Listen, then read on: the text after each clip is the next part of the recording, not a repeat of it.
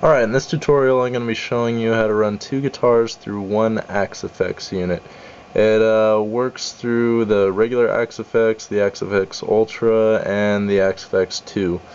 So, you would want to do this if you can't afford two different Axe-Fx's for each guitarist in your band, and that way you could just maybe split the cost with your other guitarist and get the same great tone through one unit. So basically, how we start this off is you're going to want to go to the I/O button and you're going to want to select analog rear. Now this will select the inputs on the rear of your Axe-Fx. It's really important that you do that. The next thing that we're going to look at is we're going to go to layout and we're going to look at the gate. We'll talk about this later, but it's important that when you put the gate in that the SC/SEL is on input 2, because you're going to want to put a gate on the second guitar because it doesn't run off the regular gate of the Axe-Fx. So now what we're going to look at is basically the second guitar is going to be running off of the effects loop, which is input 2 on the back of the Axe-Fx. It is going to be running right underneath your regular guitar input signal and just straight out like so.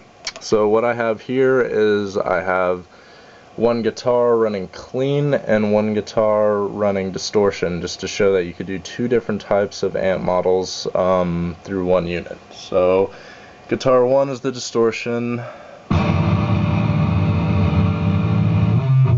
and guitar 2 is the clean.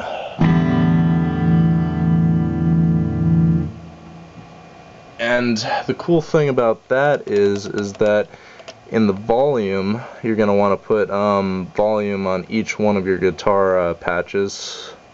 Go into edit and you pan them left and right speaker to maintain the integrity of your guitar signals live, so the mixing guy could boost one signal or boost the other one without boosting them both at the same time. So that's really important that you pan each guitar to left and right. So I have one guitar panned left and the other guitar panned right. So this is what the connection looks like in the back. You got input 1, guitar 1 plugged into the left mono jack. You got input 2, guitar 2 plugged also into the left mono jack, and that's the guitar that runs through the effects loop. And you got on output 1, you got two speaker cables going into two different speakers.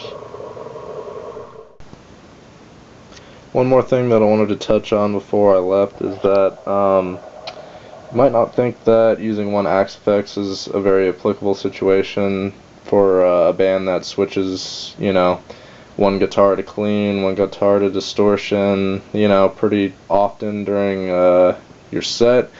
But you could actually do that quite well with one unit. You basically just keep one patch the same, and one guitarist could just switch between different patches with only the lower patch changing, or the upper patch, whichever guitar needs to change. So you could do that by just getting any sort of MIDI controller. A lot of people don't know that any sort of MIDI controller could work with the Axe-Fx.